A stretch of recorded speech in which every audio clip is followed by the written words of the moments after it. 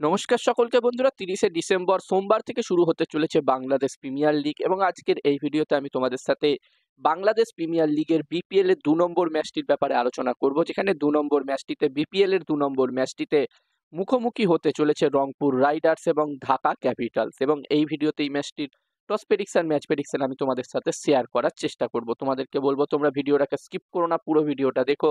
আর ভিডিওটা ভালো লাগলে অবশ্যই একটা লাইক করো। আর বন্ধুরা, এই বাংলাদেশ প্রিমিয়ার লিগের প্রতিটা ম্যাচের আপডেট তোমরা পেয়ে যাবে। যারা যারা চ্যানেলটিকে সাবস্ক্রাইব করোনি অবশ্যই চ্যানেলটিকে সাবস্ক্রাইব তোমরা করে নিও। এবং তোমরা যারা যারা আলাদাভাবে এই ম্যাচটির 100% উইনিং ম্যাচ রিপোর্ট জানতে চাও অবশ্যই এই স্ক্রিনে দেওয়া হোয়াটসঅ্যাপ নাম্বারটিতে মেসেজ করতে পারো। যেখানে বন্ধুরা এই ম্যাচটিও হতে চলেছে, এই দ্বিতীয় ম্যাচটিও হতে চলেছে ঢাকাতে শেরেবাংলা স্টেডিয়ামে এই ম্যাচটিও হবে। আর এখানকার পিচ নিয়ে বলার তোমাদেরকে আলাদা করে কিছুই নেই, তোমরা অলরেডি সকলেই জানো যে এখানকার পিচ কেমন হয়ে থাকে। একটু স্লো পিচ হয়ে থাকে, স্পিন বোলারদের জন্য অনেক সুবিধা থাকে এখানকার পিচে। এবং এখানে খুব একটা হাই স্কোরিং ম্যাচ আমরা দেখতে পাই না, এখানে অ্যাভারেজ স্কোর ম্যাচ হয়।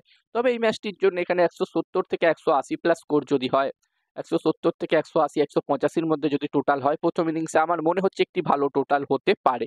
এবার দেখার বিষয় থাকবে এখানে যেই টিম প্রথমে ব্যাটিং করবে, রংপুর রাইডার্স বা ঢাকা ক্যাপিটালস টিম, যেই টিম প্রথম ব্যাটিং করবে তারা কত রান করতে পারে।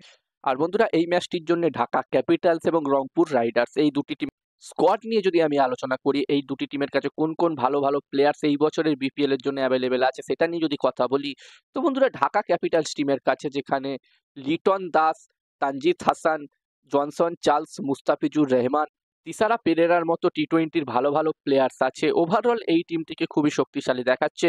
অন্যদিকে বন্ধুরা, রংপুর রাইডার্স টিমের কাছেও কিন্তু খুবই ভালো ভালো প্লেয়ার্স আছে, যেখানে রংপুর রাইডার্স টিমের কাছে সৌম্য সরকার, অ্যালেক্স হেলস, খুশদিল শাহের মতো ভালো প্লেয়ার্স কিন্তু আছে। ওভারঅল এই দুটি টিমকেই খুবই শক্তিশালী দেখাচ্ছে।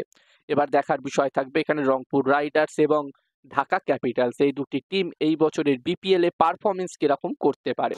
আর এই ম্যাচটির জন্য আমি যদি আমার প্রেডিকশন তোমাদের সকলের সাথে শেয়ার করি এই 2 নম্বর ম্যাচটিতে, তো এখানে আমার মনে হচ্ছে বন্ধুরা, ম্যাচটির প্রেডিকশন বলার আগে আমি বলতে চাই তোমরা যারা যারা আলাদাভাবে এই ম্যাচটির 100% winning match report, match prediction জানতে চাও তারা অবশ্যই এই স্ক্রিনে দেওয়া হোয়াটসঅ্যাপ নাম্বারটিতে মেসেজ করতে পারো। এখানে এই ম্যাচটির 100% winning match report, match prediction তোমরা পেয়ে যাবে।